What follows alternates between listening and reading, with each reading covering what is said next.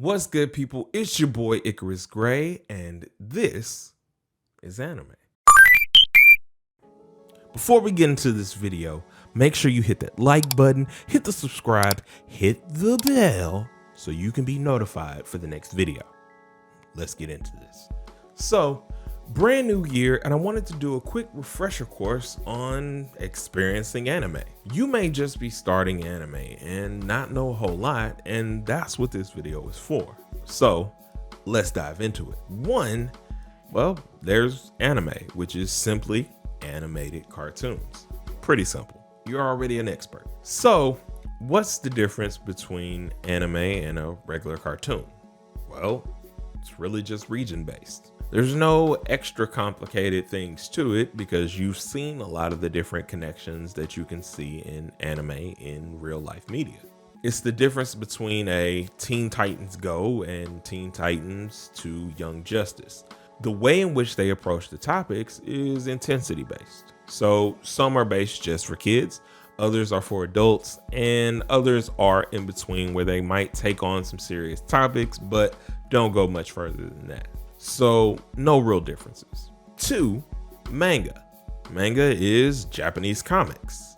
That's pretty much all there is to it. It's the magazine form or comic, like I said before. So it's more of a reading experience. The only difference is that while we read left to right, they'll do theirs from right to left. So you'll go from the top panel on the right to the left panel and then descend down, just in the opposite way that you would do an American comic. Pretty simple. 3, now we're talking about light novels, and light novels are a book. It's a small novel. I don't know what else to say there. The difference here is that you'll find that it can be a bit of a combination between reading and manga together in some parts. What I mean by that is when you're reading some of these light novels, there will be illustrations that you'll find in them that illustrate what the characters look like, whereas most novels or nonfiction or fiction books might not have that. It's also a bit of where the basis comes from when light novels get made into animes. The last topic that we'll touch here is standalones, which is any manga, anime, or light novel that exists without any of the others.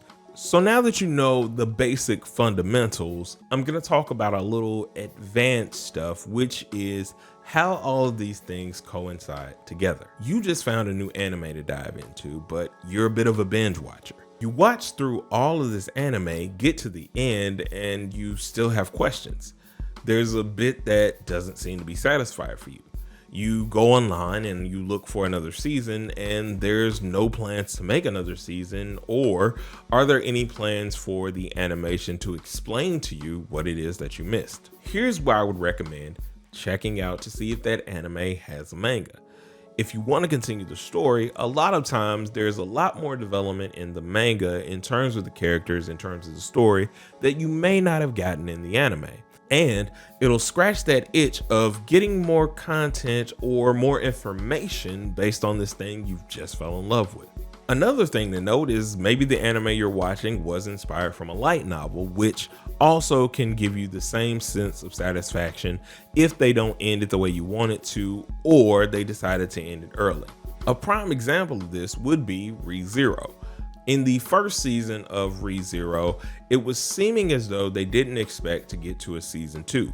There were a lot of things and a lot of plot points that they left out, so that way they were able to wrap up the story in a way that if you were only watching, you'd be able to watch and not question too many things because you would feel that everything had been wrapped up. Another small, lesser known aspect of something that has grown into anime culture that I do want to mention before going further about all of these connections is mobile games. There's so much lore and things tapped into a lot of these new mobile games that either are spawning new animes or spawning mangas just because of their growth and popularity. So this too is another factor that if you're wanting to learn more or learn about how things are interconnected, that I think you should check out. Another aspect is if you're watching something and you find it to be a standalone, then you instantly know that that's the only bit of content that has currently been created for it. The connectivity of each of these different things exist in the scope of popularity. How popular is this anime? How popular is this manga? The popularity of something can spurn on the branching content that we see everywhere. Using one more example from ReZero, ReZero did not have a manga until after the popularity of the anime increased. They used that to kind of give you a little bit more insight on things that were going on and to give people a different way to consume the content. Dragon Ball Super is currently continuing from the anime that is no longer running and currently doesn't have any intention on continuing, at least not for the foreseeable future. So to bring everything together in a much simpler way, so that way it doesn't get too confusing, all I'm saying is that you can enjoy anime a bit more if you check into whether or not it has a light novel or manga or anything else attached to it, any other content.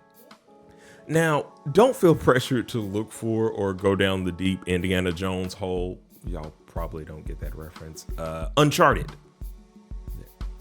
We all know Uncharted. I think. I hope. Throw the whole video away.